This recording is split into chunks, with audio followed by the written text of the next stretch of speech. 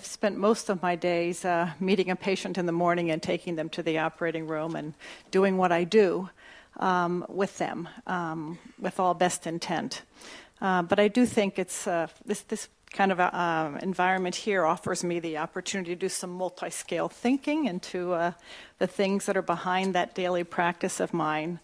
And it also lets me reflect on the research that I've done in my career, which basically has focused on this incredible transformation of surgery from a fingers and flesh to a technology interface kind of discipline. And I've spent most of the last 20 years trying to figure out how do we do that safely in the States, and how do we build infrastructure policy as we also participate in the co-creation of these technologies, many of which are computer-enabled and therefore gathering all of that data, which is ultimately going to lead to the capacity to do autonomous robotic surgery in this digital age. The process of surgery is exquisitely personal. One human being, the patient, with a body in need of an intervention, a repair of an injured or failing part, removal of an infected or invasive element, or at times a replacement of a failed organ, seeks the help of another, a skilled and knowledgeable stranger, a surgeon. That surgeon uses her or his hands and tools, coupled with skills, knowledge, wisdom, and experience to effect the remedy, the invasive operation with inherent risks and benefits. That patient sleeps silently on a metal table in a room filled with other capable strangers, nurses, technicians, anesthetists, all gathered as a team to perform the operation. The human trust in this experience is remarkable, both for the surgeon, who inherently causes harm with the intervention and relies on the patient's body to heal, and for the patient. This, to me, would seem to be the most uniquely of human expressions of trust. The experience of surgery for the surgeon has long included a sense of tactile contact with the patient, the warmth of human tissue, a sure sign of life.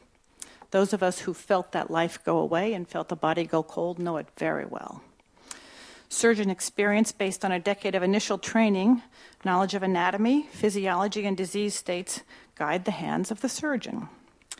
Increasingly, however, mechanical devices span the space between surgeon hand and the patient's body, as shown here in the upper corner with laparoscopy, or below with the so-called robotic surgery, with the surgeon sitting at a console remote from the patients at the bedside table.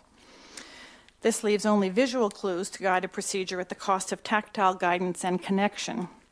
In fact, the very human process of surgery over the last 2 decades is now typically augmented by new technologies, as I mentioned, including computer-aided surgery, imaging technology to allow augmented visualization, and devices to enable precision of the surgical movements at remote sites. This interfacing technology is utilized at the cost of the surgeon's tactile contact with the patient's body. The impact of this technology interface on the fundamental human connection between patient and surgeon is really not yet known. Will surgeons still feel the bond of human connection with their patients when a machine is placed between them? The potential challenges of technology and computer-aided surgery are many. This bridging technology introduces the possibility of mechanical or computational failure, necessitating that surgeons not only be facile with the modern interface technologies, but also a master in open conventional surgery, perhaps an overly ambitious expectation of surgeon competency going forward. We also must address the simple fact that each new technology and procedure inherently brings a period of disruption, a need to acquire a new skill or incorporate a new technology safely without patient harm, for a surgeon to advance through the learning curve of adoption into fluent, competent practice. Where do surgeons train in new technologies during those 40 years of practice? And how do we achieve this fluency of skill in the actual practice environment of surgery? How do our patients knowingly participate in the process of safe adoption? In this discussion, we will consider the current state of robotic technologies and computational methods in surgery, with an eye to the ethical perspective as best as I'm capable of. First, we will define current robotic technologies in surgery and the risks and benefits they present to patients and their impact on the patient-surgeon relationship. We'll examine the current gaps in the process of robotic surgery training necessitated by adoption of this or any disruptive, innovative technology. And we'll then consider the challenges to autonomous robotic platforms in the setting of highly variable human anatomy and physiology, and the limitations of present technologies to re-register during procedural interventions. How do these factors inform the development of robotic surgery platforms capable of autonomous performance? In what settings would autonomous function, absent real-time surgeon engagement, be justifiable? Last, we'll consider the evolving body of research known as computational surgery. This field uses computational methods coupled to our understanding of human biology and evolving technologies and computer-enabled healthcare hard sciences, imaging, robotics, modeling, to enhance the process of surgery. The field may enable predictive modeling of surgical disease and outcomes to inform surgeon and patient decision-making. This field is fundamental to new development of new technologies that will deliver greater precision and predictability to the very human process of surgery. What is robotic surgery? The public perception of robotics and surgery presumes a mainly autonomous function, a fully programmed device that is capable of independently navigating a task based on accumulated data sets and precise and adaptable programming. As a surgeon, I'm very pleased to dispel this notion of robotics in current practice of surgery. So-called robotic surgery in current form is not performed by an autonomous robotic system, I trust you know, but rather as a computer-enabled system which provides an intervening set of technologies to manipulate surgical tools under the direct control of a surgeon, admittedly sitting across the room or perhaps across the sea. The so-called robotic surgery systems in current practice are remote control facilitating systems. In robotic surgery systems currently in use in many surgical disciplines in high-income nations around the globe include the chest, abdominal, pelvic, oncologic, orthopedic, neurologic, and ophthalmologic systems. In every application, the robotic system facilitates the principles of precision surgery, the minimal access sites, augmented visualization, including magnification, precision of motion, and procedural manipulation in areas not accessible to human hands armed with conventional instruments. And in some cases, image guidance to sites of disease not visible to surface visualization. These are good things. While the surgeon may be seated at a console adjacent to the patient and may touch the patient only by these remotely manipulated devices, the surgeon is fundamentally the decision maker and the performer of the procedure. Patients' confusion over this modality is routinely noted by surgeons who have embraced robotic technologies in their practices, whose patients often inquire as to whether the robot or the surgeon herself will be performing the procedure. The ethical challenges inherent in the current robotic platforms are not, however, insignificant. At the most fundamental level, surgery is a human-to-human agreement of an exceptional sort. Unlike many other forms of healthcare agreements between physicians and patients, surgery intrinsically comes with patient harm, wounds that must heal, inherent risk of unpreventable, at times, complications, and, of course, pain. When placing a technology between surgeon hand and patient body, one relinquishes a certain degree of control to technology. Both parties must agree that the benefits of this technology and reliability of the technology is a positive factor in the risk associated with any procedure. In skilled and experienced hands and in well-resourced environments, reliability of robotic surgery systems and surgeon performance justifies this insertion of an enabling technology for certain procedures. However, an enabling technology, as mentioned, does intrinsically separate the surgeon from the tactile connection with that patient. This separation, despite professional commitments, has the potential to bring an emotional separation from the responsibility for the patient's outcomes. The device did it. Devices do, although rarely, fail. Surgeons trained in the recent past have benefited from extensive periods of training encompassing a broad scope of patient contact. Their hands know the warmth of the human body, and I believe embrace their very personal responsibility for the patient's welfare. One can envision, however, that with ever-expanding development of remote-controlled technologies, coupled to image-based diagnostics which diminish the requirement for physical examination, and even perhaps much human discussion, that surgeons may be challenged to affirm that personal bond and responsibility that a surgeon must feel for a surgical patient they treat. It will be an ethical challenge to ensure that going forward, as technology separates a surgeon from his or her patients, the preservation of the responsibility that surgeons feel for their patients, that human bond is preserved at the highest level. Another confounding element of the current robotic system, surgery, is or any other impending technology, is the challenge of safe adoption and dissemination of the technology. Without doubt, remote control, computer-enabled surgery is a certain component of the future of surgery around the globe. Such platforms will be increasingly available to surgeons and healthcare systems as the manufacturers develop next-generation, less costly systems. Each innovative technology, however, comes with potential disruption in surgeon performance. Every new procedure, every technology must be acquired with training pathways that recognize the imperative of protecting patients from harm of the surgeon learning curve. Use of simulation non-human-based training to proficiency prior to use in patients, proctoring of surgeons during early adoption periods, and a commitment to track outcomes of procedures in the patients who've been treated with robotic technologies is essential and, I might add, lacking. Such infrastructure throughout the developed world is completely underdeveloped, as evidenced by the historical, noted here, and ongoing patterns of patient harm associated with premature adoption of novel technologies over the last 2.5 decades.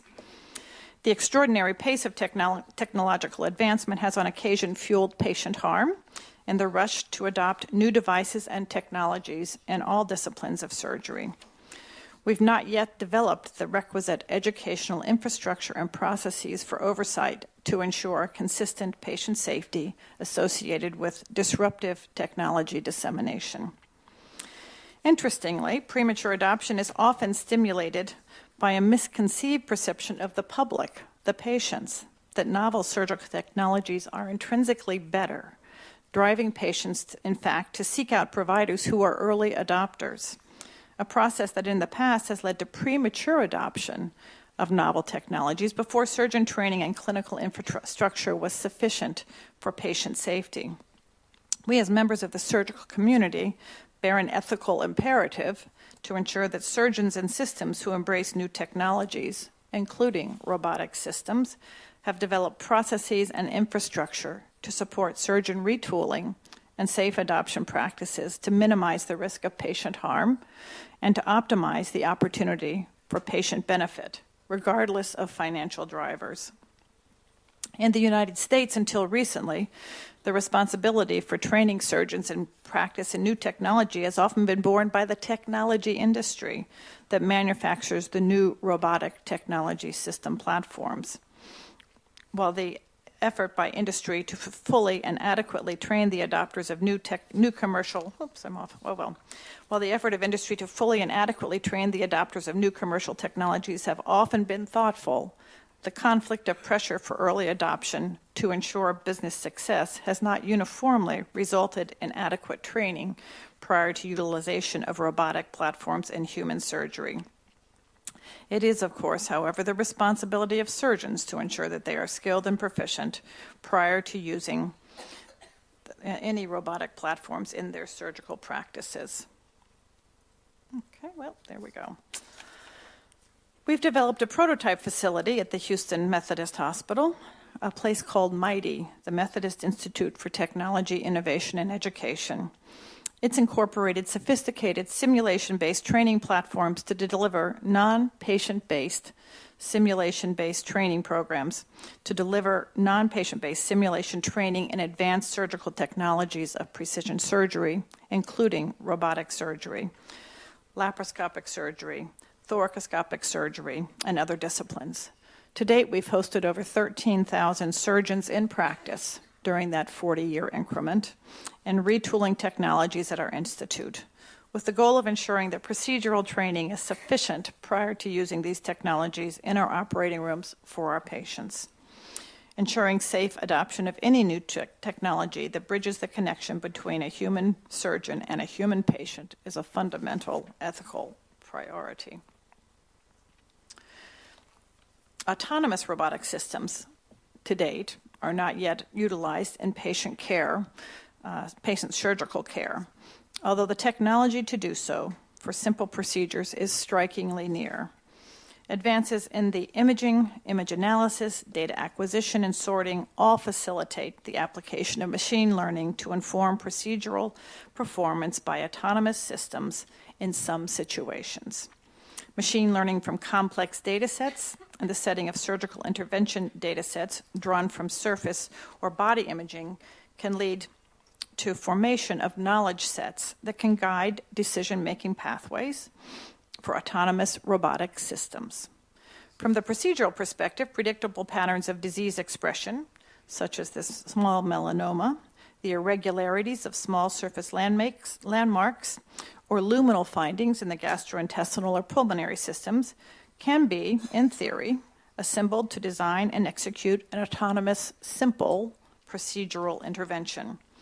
Such interventions on small-scale, immobile, and surface-based lesions is conceivable and approaching deliverability by certain technology industries at this moment. The risk of error and complication is limited in these simpler surface interventions, and the boundaries of variability are low in these simpler examples of surgery. However, the expansion of autonomous robotic systems to areas of greater procedural complexity remains a daunting computational and technological challenge, and furthermore, a greater ethical challenge. Human anatomy and physiology is remarkably and wonderfully consistent, yet actually highly variable when expressed in each human form. Disease states further deform the predictability of human structures. This deformity is also highly mutable during the actual performance of a procedure itself, as elements of tissue are mobilized, removed, or restructured, making machine learning algorithms in current context far too complex for autonomous robotic systems in the abdomen, chest, or pelvis. While machine learning may foster uniform and predictable surgical interventions, a human in the loop, a surgeon, to reinterpret and interpret the inherent complexity related to variability and contemporaneous change in the patient's condition remains essential for complex procedures and surgeries. Conditions where autonomous robotic systems could be justifiable from the ethical perspective include those settings in which harm to the surgeon or the healthcare team is intrinsically potentially life-threatening or logistically impossible. Examples include care of battle zone injured soldiers, remote inaccessible environments including space exploration, or in disease conditions where risk of contamination to the healthcare team is deemed exceptionally high risk. Regrettably, the life-threatening conditions in these zones are often complex conditions as well, and current robotic surgery systems, even those with remote control interfaces via telepresence, remain in early development stages. What is computational surgery? It's a relatively recently articulated discipline that brings the tools of the computational sciences, mathematics and computer science, to the process of surgery. The scope of investigation of this discipline, in part, includes modeling and simulation of biological processes and procedural interventions to predict surgical outcomes, real-time augmented visualization to enhance surgical procedures to foster precision surgery, multiscale modeling of surgical disease with integration of patient-specific data and procedural planning, and lastly, design of interventional and tracking devices to inform real-time assessment of surgeon performance. Computational surgery as a discipline is central to the development of precision surgery. Precision surgery thematically advances the process of surgery based on four characteristics: minimal access approaches, Keyhole incisions or natural orifices are utilized to approach the targeted areas of the body in need of the procedure. Image guidance is utilized to foster a more focused and direct approach to the disease state. Augmented visualization is utilized to enhance visibility using magnification. Remote camera approaches or other technologies and computer-enabled, as in the use of robotic technologies, which enable a surgeon to perform a procedure with remotely controlled tools to augment the visualization of the operative field. The technical capabilities of data capture, image processing, and ultimately machine learning coupled to technical execution of procedural skills are fundamental to the development of autonomous robotic surgery systems. In current form, precision surgery is evidenced as surgery encompassing the fields of laparoscopic surgery, endoluminal natural orifice and endoscopic surgery, thoracoscopic surgery, arthroscopic and minimal access, orthopedic surgery, and image-guided neurosurgery. The computer-enabled platform of the commercially available so-called robotic surgery systems are the most recent addition to the armamentarium of precision technologies. In bringing the tools of computational science to the process of surgery, several areas of research that may ultimately fuel autonomous robotic systems are operative, as I mentioned. Digital data and medical imaging has revolutionized the ability to both craft patient-specific interventions and to predict the outcomes of interventions. Prediction of outcome is both a blessing and a curse. A prediction of success at times engenders false hope. Alternatively, even the predictably anticipated poor outcome of a high-risk patient on certain occasion fails to deliver that adverse fate in real life. As all predictions are based on models from accumulated data sets, prediction is inherently limited by the reliability and strength of that primary data set. Given the complexity and variability of the human body, prediction of the results of procedural interventions are often not as accurate as one would wish for in the specific individual patient. Nonetheless, as with pharmacological therapies for malignancy, we have learned that greater incorporation of accurate patient-specific data can inform the therapeutic choices and offer superior methods for prediction of outcome of therapeutic choices. We've learned that precision medicine, the use of molecularly targeted agents for particular treatment of disease, has found its greatest success when coupled with patient-specific, tumor-specific markers rather than generalized disease-specific markers.